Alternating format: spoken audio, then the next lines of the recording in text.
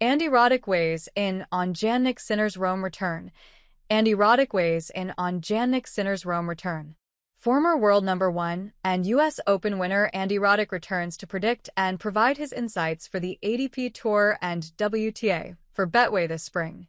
Roddick, who is known on tour for having the biggest serve during his time on tour, has transitioned brilliantly into a commentator and podcast host. The 42-year-old, who won an impressive 32 titles during his career, had some great thoughts on the eve of the 2025 Aussie Open. Big names struggling for form at Miami Open. A few big names are searching for their best tennis at the Miami Open. Alexander Zverev himself has admitted he hasn't been at his best since Australia. And Novak Djokovic? It almost feels like we'd have to go back to the 90s to find the last time he lost in the first round of 2 straight tournaments. Some of these guys have made deep runs at the Australian Open recently, so the form is there. It's just a matter of finding that extra edge.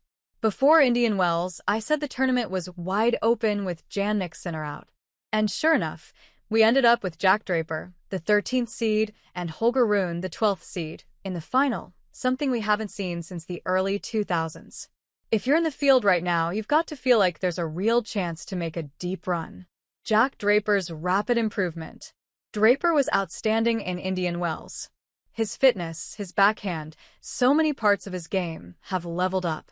A lot of people reduce his game to big lefty serve, but that's lazy analysis. He was breaking serve constantly, and his return positioning looked a lot like where Rafa Nadal used to stand. I love how Draper is going about things, but I'm not going to jump the gun and say he's fully arrived as a top player just yet. If I'm him, I'm thinking, I've shown I can beat anyone.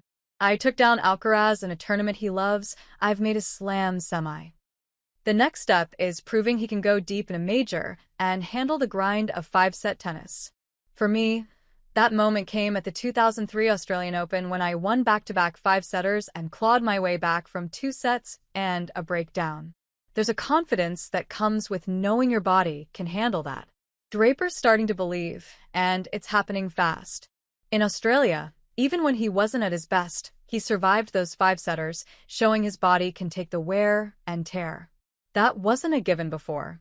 Now, can he translate this to clay? We don't know. But heading into Roland Garros, he's right there in that next tier below Sinner. And for my money, there's no reason he can't push his way even higher. Rome sets the stage for Sinner's comeback. Jannik Sinner's return at the Italian Open is going to be electric. The home crowd in Rome will go absolutely crazy. He's a national hero at this point, and they haven't seen him live since he became the best player in the world. I'm not worried about the noise surrounding his return. He's been dealing with that since the U.S. Open and has won 2 slams in that time. Locker room respect is there, even if some people have issues with the inconsistency of doping protocols. You might get a few trolls online trying to stir things up, but Sinner isn't the type to walk in with a chip on his shoulder. That said, coming back on clay, probably his least favorite surface, after a long layoff isn't ideal.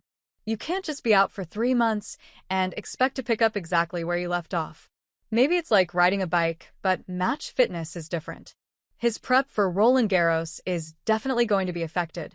Zverev faces an uphill battle. I don't think Zverev is feeling extra pressure with Sinner out. His focus is probably just on getting through his next match in Miami. But his situation is tough. At this point, for him, it's slam or bust. He had a great Australian Open, made the final, but people still only talk about how he hasn't won a major. That's rough. I can relate. It's like no one cares about all his semifinals anymore. That's got to be frustrating. Mira Andreeva, a future world number one. Mira Andreeva keeps proving why she's special. What stands out most is how she holds her own physically against the best players in the world. At 17, that's not easy, especially when you're up against powerhouses like Sabalenka and Swiatek. Her serve has taken a huge leap in the past few months, and she's hitting her forehand cross-court with real authority. Her movement is already elite, and her tennis IQ has never been in question, which is crazy to say about someone so young. A month ago, I said on our show that I see her as a future number one, and I stand by it. I'm not going to start throwing around Steffi Graf comparisons just yet, but if she keeps playing like this, she'll be a serious contender sooner rather than later. She's already comfortable on all surfaces. She had a great Roland Garros run last year, and she's proving she can hang with the best. It's only a matter of time before she's in the mix for the biggest titles. Swiatek's response wasn't necessary. IGA's Swiatek has been in the headlines after nearly hitting a ball kid with a ball, but honestly, she didn't need to make a long social media post about it. She's a thoughtful person, and I don't think anyone saw it as a deliberate act. A simple, "my bad, I messed up" would have been enough. She's already had to deal with plenty, including the false doping rumors that were later cleared up. That whole situation would have been a nightmare.